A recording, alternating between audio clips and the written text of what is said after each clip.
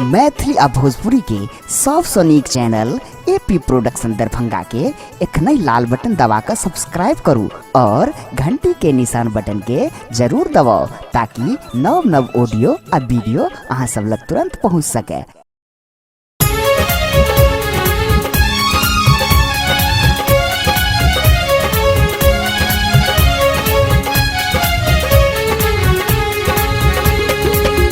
अपने सब सुन रहा छी एपी प्रोडक्शन की प्रस्तुति।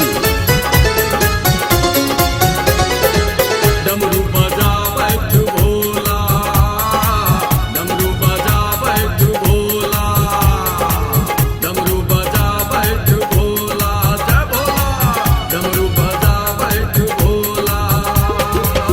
तांडव करत तहन बजावत, तांडव करत तहन बजावत, खाय छथिन भांगक गोला। डमरू बजावत भोला, जय भोला, डमरू बजावत भोला।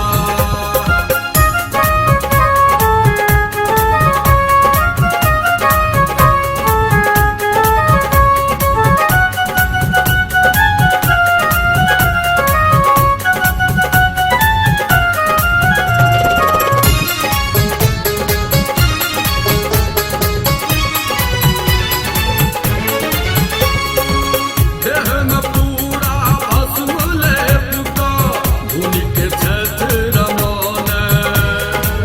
नाग के कोना गर्दन में भोला, शंभु छठ लिपटौन।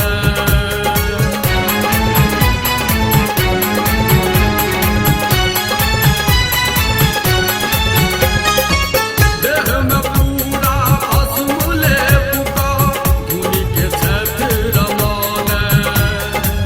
नाग के कोना गर्दन में भोला, शंभु छठ लिपटौन। खोल का अपन नयन तेसर,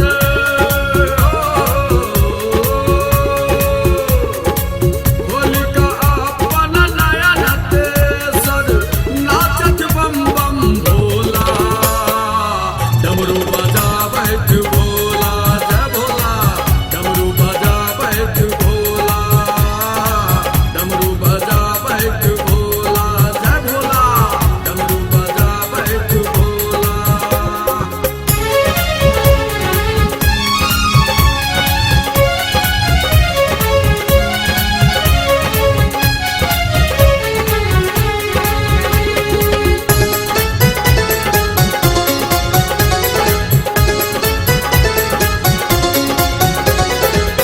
कार्तिक गणपति शंभुदानी के कोरा में छठ बैसल। दुखिया सब दिस तकियौ महादेव, दुख कछ सब मानल।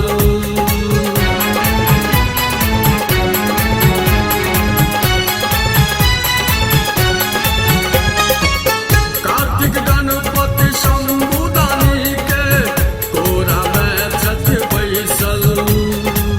दुखिया सब दिस तकियौ महादेव, दुख कछ सब